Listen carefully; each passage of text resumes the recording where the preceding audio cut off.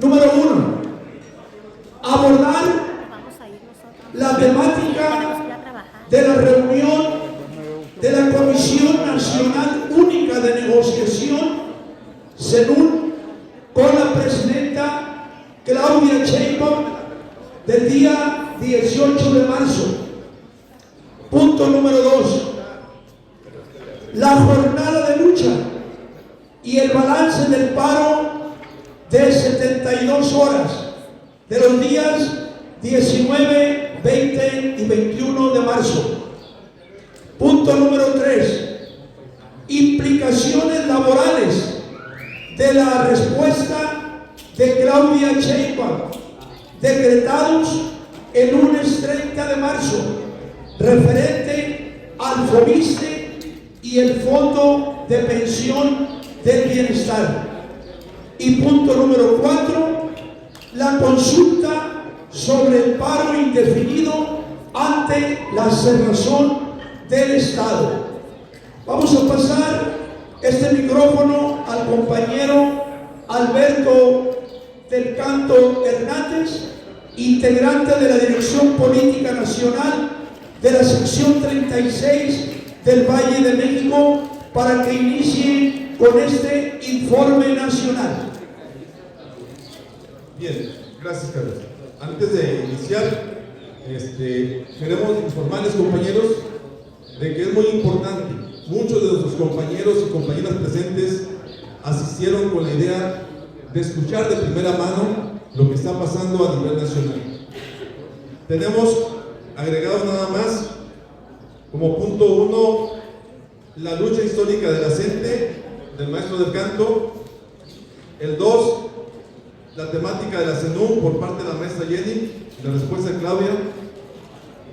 El 3, maestro Pedro, implicaciones laborales de la respuesta de Claudia Sheinbaum.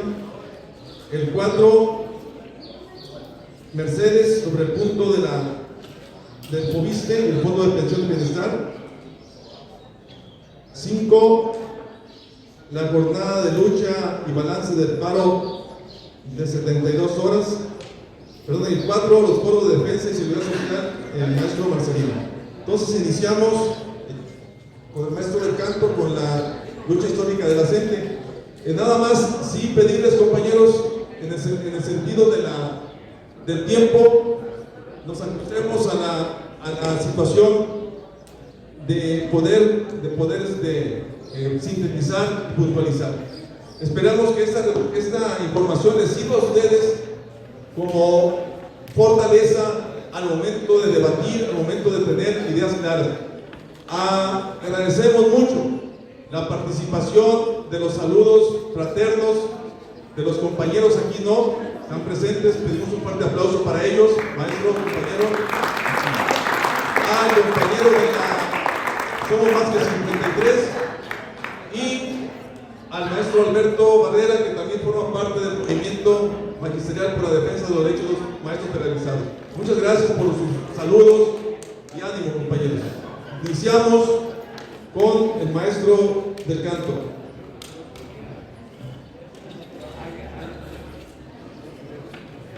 Para antes, compañeros, si podemos bajar la voz, porque se escucha demasiado de este lado y tenemos que poner atención a lo que está de este lado. Por favor, compañeros.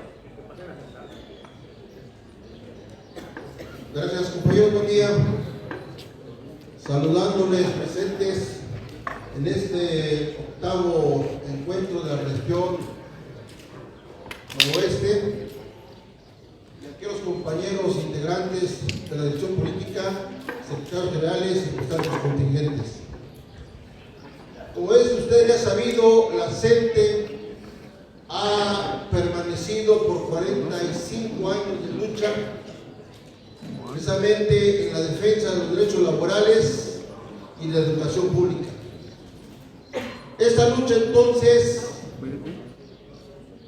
ha implicado enfrentar, por un lado, la represión en todos los ámbitos, como acaba de señalar la cuestión de los compañeros de los descuentos, la parte administrativa, que ha llegado a los ceses y hasta llegar a la desaparición física, a los asesinatos. Es muy significativo para nosotros el asesinato de Luis Luis Acosta, 30 de enero de 1981, el momento en que se desarrollaba una cuestión importante de cuestión nacional en la Ciudad de México. Entonces nosotros tenemos que partir, compañeros, de que la CENTE tiene tres objetivos en concreto, tres objetivos estratégicos aprobados en su primer Congreso Nacional de septiembre de 1990. La democratización de la educación, que insiste en mantener la gratuidad en todos los niveles, que todos los estudiantes tengan acceso a una opción de estudio, y lógicamente eso implica que haya mayor presupuesto educativo. Por eso cuando hablamos de la defensa de la educación, y en este caso la democratización de la educación, entendemos que se abra, que se amplíe y que se permita el ingreso de todos los estudiantes mexicanos. Eso implica entonces, repetimos, un incremento del presupuesto educativo, porque va de la mano dos cosas. Primero, construcción, mantenimiento y equipamiento de las escuelas. Y segundo, contratar a todos los maestros que se necesitan. No sobran maestros, se necesitan escuelas. Y hoy en día hay diversas organizaciones en Chiapas, Oaxaca, Estado de México, todos lados, donde hay padres de familia exigiendo que haya un maestro para los grupos, porque en varias escuelas del país hay maestros faltantes. El segundo elemento es la democratización del CENTE, el entendido de que deben ser todos los trabajadores de educación los que decidan en qué hacer sindical. Lógicamente, los charros se manejan por la antidemocracia, por la verticalidad, la corrupción en todas las formas. Y es ahí donde precisamente encuentra una permeabilidad de la CENTE, donde luchamos por la democratización, donde los maestros o trabajadores de educación en general puedan decidir el qué hacer, mediante asambleas, mediante consultas y precisamente con la conversación política. Y el tercer elemento es la cuestión de la democratización del país. Pero no solamente, a veces se han entendido y hay varios eventos, inclusive en congresos nacionales, se ha llegado a plantear de que la CENTE o fue un sindicato aparte, o fue un comité paralelo, o en un momento dado, hasta fue un partido político. Pero esto no se trata, compañeros, sino se trata de cómo de alguna manera avanzamos en la educación política, primero de los trabajadores de educación y segundo del pueblo. Esa situación de actividades, esa lucha por los compañeros aquí de Topolobampo, aquí no, con la lucha por justicia en Ochitlán, la lucha por la tierra, toda esa cuestión hoy en día que ha permitido generar una gran organización, es precisamente lo que de alguna manera enriquece la lucha por la democratización del país. Nosotros en concreto, en estos 45 años de lucha, hemos realizado tres importantes alcances. Primero, entender que una base fundamental es la unidad de los trabajadores. La unidad que se construye en función de las necesidades. Esa unidad que concretamente nos va a llevar al pliego petitorio. Número dos, el asunto importante de la organización. La organización que va a aglutinarnos a todos, compañeros. Recordemos que la CENTE es una organización de masas independientes del Estado, del chavismo y de los partidos políticos. La CENTE, en los hechos, es un sindicato, es un frente de clase, donde participan todos los trabajadores independientemente de su edad, sexo, preferencia política o preferencia religiosa. ¿Qué nos une? ¿Qué nos hermana? La cuestión de que somos trabajadores de educación. Y junto con la unidad y la organización, tenemos que avanzar entonces a la cuestión necesaria de la parte fundamental de la disciplina. La disciplina consciente que nos permite entonces cumplir con todos los acuerdos. Aunado a ello va la cuestión de la combatividad. Hablar de combatividad es que tengamos claro cuáles son nuestros intereses, que el chavismo sindical, que las autoridades, que el Estado, los gobernantes de todas sus formas jamás van a luchar o van a buscar que a nosotros nos respeten nuestros derechos. No es un elemento, compañeros. No sé si usted se acaba de enterar que los senadores, los diputados, se incrementaron su salario mensual a 131,000 pesos. El salario base, en promedio, son 5,000 pesos diarios. La pregunta, ¿cuánto tiene que trabajar, laborar, trabajar en educación para poder tener 5,000 pesos, compañeros? Y los señores legisladores en un día se lo han asignado. ¿Por qué? Porque iba a ser las leyes.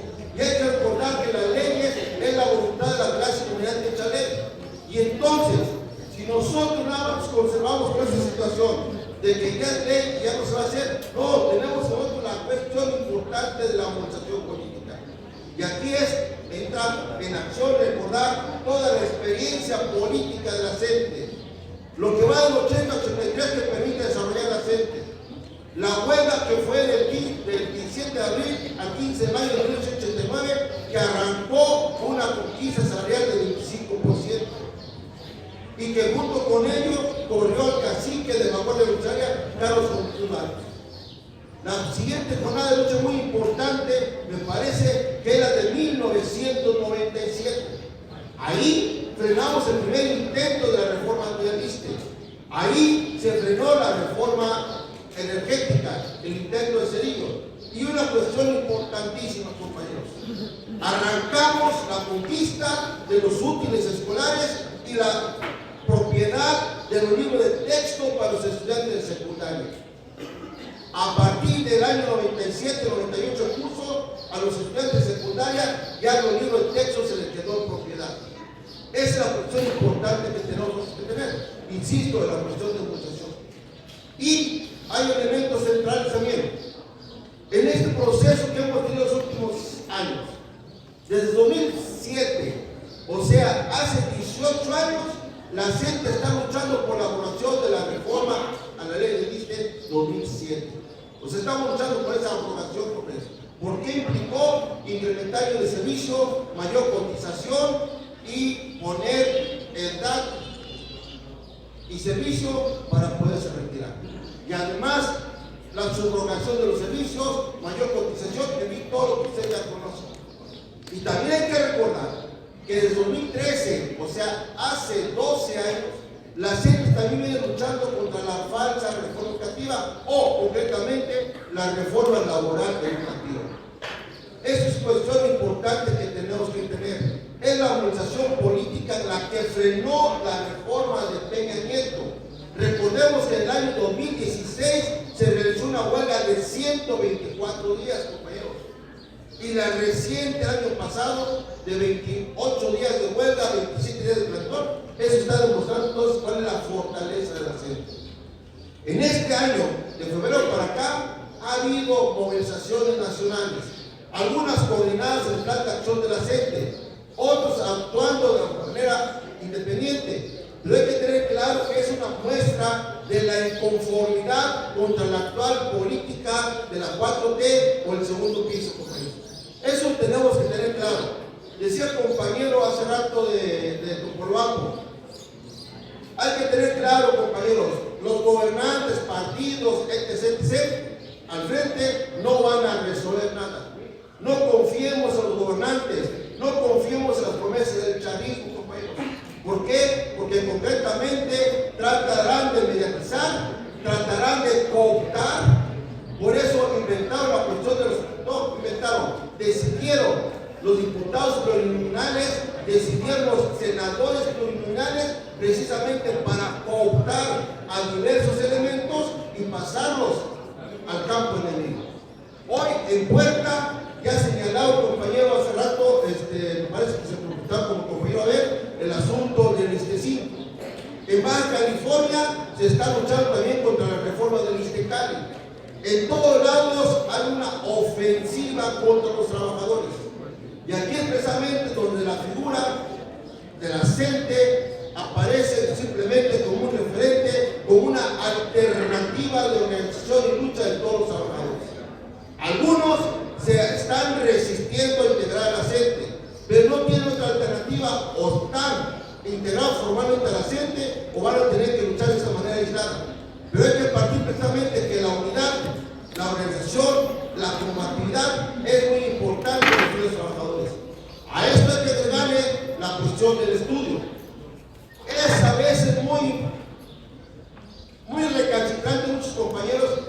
precisen el estudio, compañeros.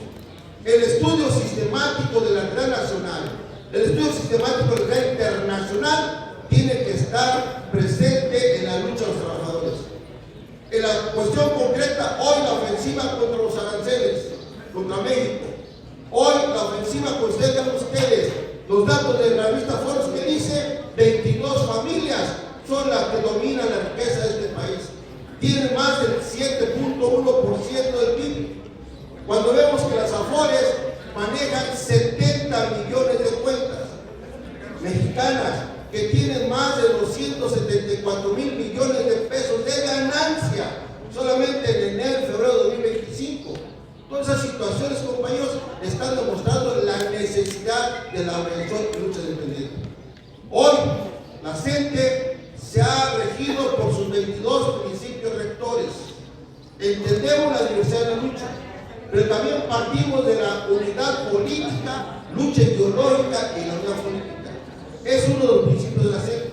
Se respetan todas las formas de lucha siempre y cuando no rebaje el nivel de organización ni de compatibilidad de las masas. Por eso aquí señalamos no confiar en las promesas del Estado. El Estado lanza sus trampas, que las planillas de unidad, que el voto libre, secreto, transferible, todas esas cosas. Finalmente, ¿qué pretende? La cuestión de distraer a la población, distraer a los trabajadores. Nosotros tenemos que confiar en nuestra experiencia, compañeros. Por eso no basta con el número, no basta con que sean muchos. El conocimiento, la teoría de los trabajadores es lo que va a permitir precisamente enriquecer toda esta experiencia de lucha. Y ese es el motivo donde tenemos que tener presente los 22 principios de la CENTE. El último, cuando se ha insistido, la cuestión del autosostenimiento. Ningún movimiento podrá ser independiente si recibe subsidio de los charros, del patrón Estado o del Estado gobierno. Esto ustedes lo tienen bien claro, compañeros. Nosotros nos hemos bastado en nuestros propios esfuerzos. A veces tenemos suficiente propaganda, a veces no la tenemos, pero fundamentalmente, ¿por qué? Porque nosotros basamos en nuestros propios recursos. Ahí fue la importancia, insistimos, de la CENTE. Hay muchas formas, mucha experiencia hablar de los compañeros, pero hoy la CENTE está en la mira del Estado. Lo que se comentó, el retiro de la iniciativa presidencial, compañeros, es un triunfo de la CENTE y de los miles de trabajadores cotizantes del ISSSTE. No solamente fue la CENTE, compañeros, pero eso también marcando este proceso de la vialidad, la necesidad de la organización política de las masas. Y si es con la teoría del sindicalismo internacional y nacional, lógicamente enriquecerá nuestra lucha. Y nosotros hay que recordar que en todas las instancias propias de la CENTE, como es la próxima Asamblea Nacional Representativa, ahí es donde se definirá la fecha del próximo Pacto Unido. Hay ánimo, hay disposición de lucha, la masa ha mostrado una compatibilidad, compañeros. Y todo lo importante es buscar los puntos de unidad que nos permita avanzar, como dice la consigna CENTE, unidos y organizados, venceremos. Gracias, compañeros.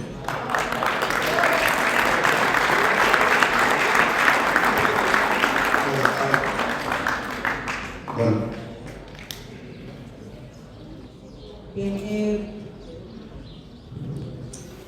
el punto que me corresponde compartirles tiene que ver con la mesa que hemos tenido en los días recientes, el 18 de marzo, con la Presidenta de la República. Pero quiero dar un antecedente antes de.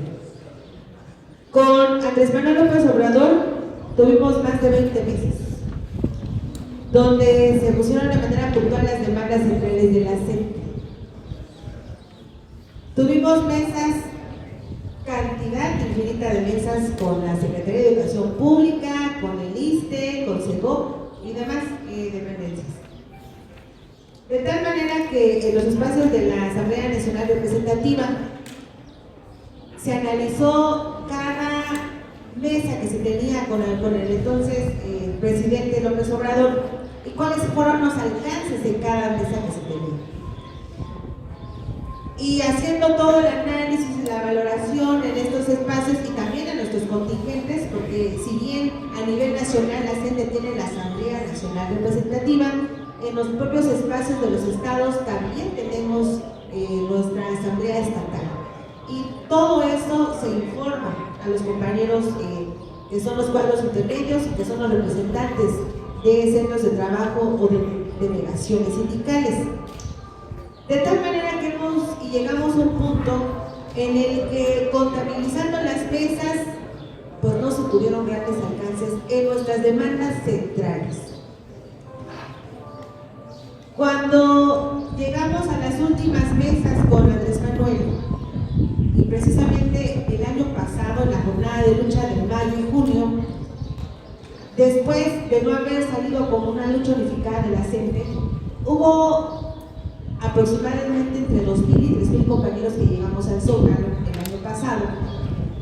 Y ahí teníamos muy claro cuál era nuestras demandas centrales: la abrogación de la ley del ISSSTE, la abrogación de la reforma educativa, un incremento salarial emergente, justicia social. De estas demandas centrales, cuando en la última mesa que tuvimos en la jornada de lucha, nos levantamos en esa jornada pensando en que el gobierno iba a asumir un compromiso que hizo en la mesa respecto a la ley del ISSSTE, que fue presentar una tabla donde decía que se iba a hacer las edades de manera regresiva para la jubilación. Si en el 2024 estamos hablando 58 años para compañeros y 56 años para compañeras, pues cada año que fuera avanzando, la edad iba a disminuir. Y entonces los compañeros, después de la jornada del año pasado, nos preguntaban: a ver, ¿cuándo ya entra en vigor esa tabla? ¿Cuándo ya nos podemos jubilar? Y resulta que pues quedó en el tabla.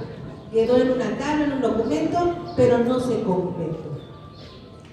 En la mesa de transición que hubo entre Andrés Manuel y Claudia Sheinbaum Pardo el 30 de octubre, también fuimos muy enfáticos en cuáles eran nuestras demandas centrales.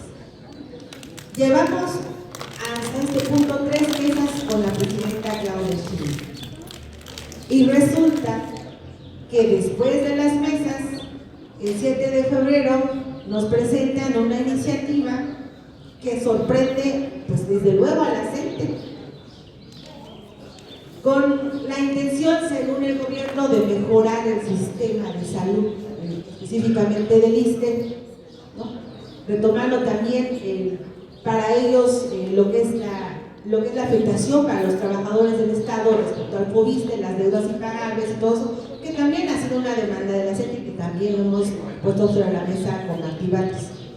Pero resulta que para ese mejoramiento lo que pensaban hacer es, pues, también seguir afectando a los trabajadores que tienen un salario de más de 10 sumas. No son a los funcionarios, no son a las personas de confianza, porque de repente los medios de comunicación decían: es que a los maestros les faltó más información, como si no supiéramos leer, como si no supiéramos analizar.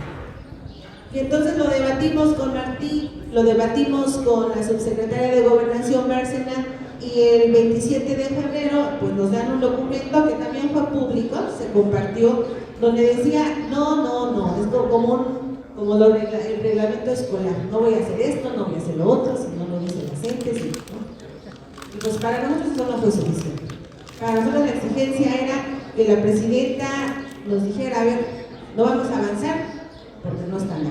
Y en efecto, llegamos a la mesa del 18 de marzo, donde nuevamente externamos nuestra inconformidad con esta iniciativa que presentaron, por la afectación que sí o sí iba a haber a los trabajadores al servicio del Estado que tienen un salario de más de 10 sumas, y los hay, compañeros. No estamos hablando de un salario de un funcionario, porque también nos hace creer que un funcionario gana 10 sumas, cuando no es así. Habría que revisar son ¿cuántos? 30, 40 o más, a lo mejor un diputado local, federal, etc.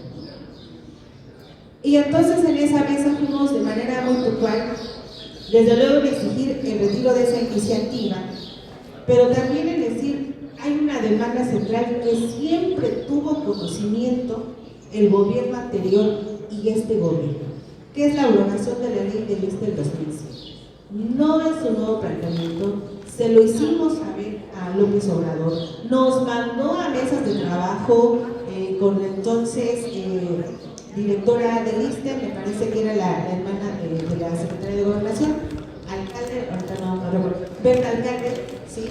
¿Cuántas veces no fuimos con Berta Alcalde? Nos regresaban nuevamente a presidencia porque resulta que en el ISSSTE decían no tenemos los alcances para abrogar la ley del ISSSTE.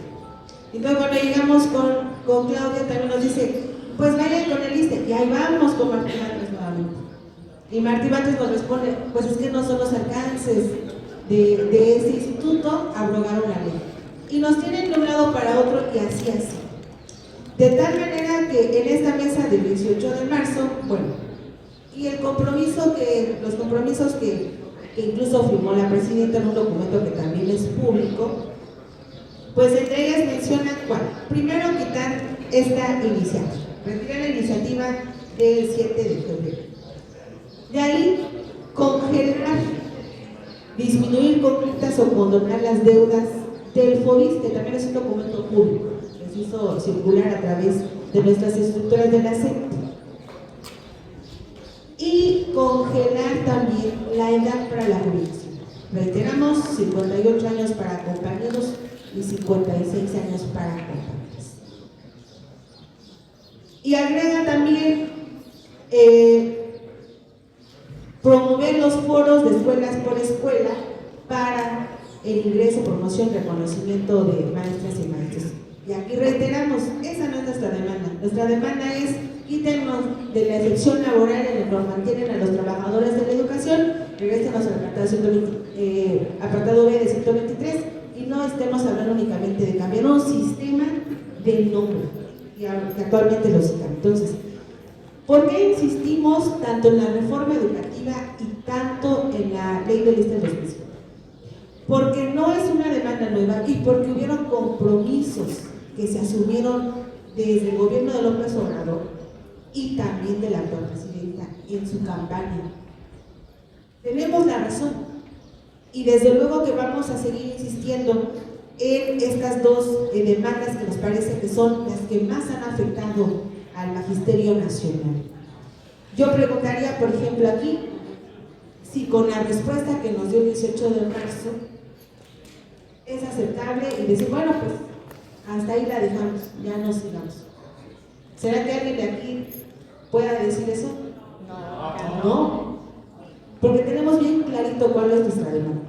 Nosotros hemos reiterado en las mesas y en los medios de comunicación, porque de repente nos cuestionan, ¿y por qué si ya quitaron la iniciativa? ¿Por qué siguen los maestros en su paro de 72 horas? Eso fue una pregunta muy puntual que nos hacían los medios. Nos dimos, sí, pues los quisieron distraer con una iniciativa que no respondía a una demanda central y que desde luego, como lo hemos dicho, cuando hablamos de temas del FOBISSTE, para empezar, hay compañeros y compañeras que ni siquiera han tramitado un crédito por los altos costos para adquirir una vivienda. O sea, ni siquiera, al menos en Oaxaca, es una mínima parte que los compañeros tienen precisamente estos créditos porque no alcanzan ni siquiera el salario. Entonces, nuestra prioridad a nivel nacional es la abrogación de la ley del ISSSTE 2005. Sabemos en qué consiste. En un sistema solidario de pensiones. ¿Cuántos de aquí, por ejemplo, están en el 10º transitorio? A ver si pueden levantar la mano. Gracias. ¿Y los que están en cuentas individuales? Desde 2007, 1 de febrero, de abril de 2007, gracias. Y entonces, la mayoría de los trabajadores de la educación y del Estado estamos en cuentas individuales. Es decir, no vamos a tener pensión si sigue esta ley vigente. Es un retiro que de acuerdo a su salario, que tenga un sistema de ahorro y se va a ir calculando conforme también a este sistema de afores, el cálculo de la edad que vamos a tener todavía después de nuestros años de servicio. En fin, no hay jubilación para los de las cuentas individuales. Por eso la importancia de seguir, sobre todo, masificando la información de que la ley del ISSSTE no es solamente y no debería ser solamente una demanda del magisterio de la CENTE. Cualquier afectación al sistema de pensiones es, al menos si estamos hablando del ISSSTE, son para todos los trabajadores al servicio del Estado. Y hay una una campaña en estos momentos desde el gobierno federal, es decir, ya les quitamos la iniciativa, ya vamos a congelar los años de edad para la jubilación, están las pensiones del bienestar. Bueno, ¿qué más quieren los maestros? Pues, ¿no? ¿Qué más quieren este magisterio de la CENTE? Porque también hay que especificar, a los que señalan son a los de la CENTE, porque somos los que salimos a las calles y somos los que estamos generando las condiciones para salir en un próximo paro indefinido de años. Entonces, sí tiene que ser un espacio profundo de compartir información y de analizar lo que implica para nosotros salir en un paro indefinido próximo, porque nos parece que tenemos las condiciones ahora a nivel nacional. Hay una efervescencia natural de muchos compañeros y compañeras que a lo mejor no son militantes de la CENTE, pero que vamos a ir necesariamente haciendo una labor de tal manera que este movimiento pueda seguir creciendo. Reiteramos, nuestras demandas son justas y el logro que vayamos a tener en esta jornada va a ser para muchos y no solo va a ser para el magisterio de la CENTE. Entonces, yo lo dejaría hasta aquí porque también hay compañeros que van a compartir también información de los demás ejes. Gracias.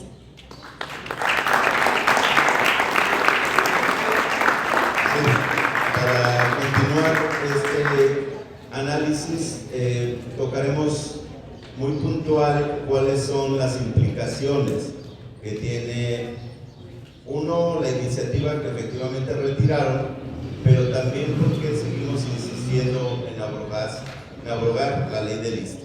Primero, algunos números, ojalá lo puedan retomar porque es necesario para explicarle a los compañeros. De 3 millones de afiliados al ISSSTE, según declaraciones de Martí Batres, solo el 9.7% obtiene ingresos integrados, sueldo más prestaciones equivalentes a 10 o más UMAS, o sea, menos del 10% gana más de 10 UMAS. Entonces, cuando en esta iniciativa pretendían que quien obtenía más de 10 UMAS pagara prácticamente una doble tabulación, nosotros planteamos que eso además era anticonstitucional, porque era obligar a que ya tienes un descuento y te aplicaran otro. Por eso rechazamos esta iniciativa. Luego planteaban que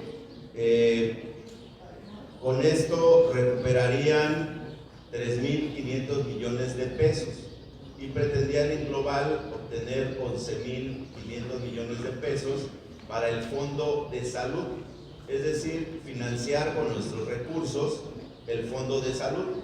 El contraste es que los gobiernos de los estados deben casi 90.000 millones de pesos al ISSSTE y mucho son lo que nosotros hemos pagado, a lo que nos han descontado.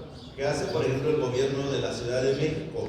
No entrega eso que nos aplican a el ISSSTE para precisamente financiar no solo el seguro de salud, sino también, por ejemplo, la vivienda. Segundo, sobre vivienda, porque pareciera que ahora nosotros, al obligar a retirar esta iniciativa, evitamos que nos aplicaran medidas que nos iban a beneficiar. Yo les preguntaría, de los que están aquí, ¿quién tiene un crédito de Fobisto? Levante su mano, por favor. Ahora, si han revisado en estos momentos cuánto deben, ¿alguien podría decirnos cuánto fue su crédito y en este momento cuánto deben? Por favor, maestra. 830. ¿Y cuánto tiempo ha pagado? 16 años. Después de 16 años, la maestra debe más que lo que le prestaron. En esta iniciativa no es cierto que ya estaba contemplado eso. Usted revísela, y esto de las quitas, que significa disminuir o quitar deudas, llegar a acuerdos sobre la deuda, 3 días después de la iniciativa, el 10 de febrero, presentaron este tema. Entonces, también creo que tenemos que decir que cuando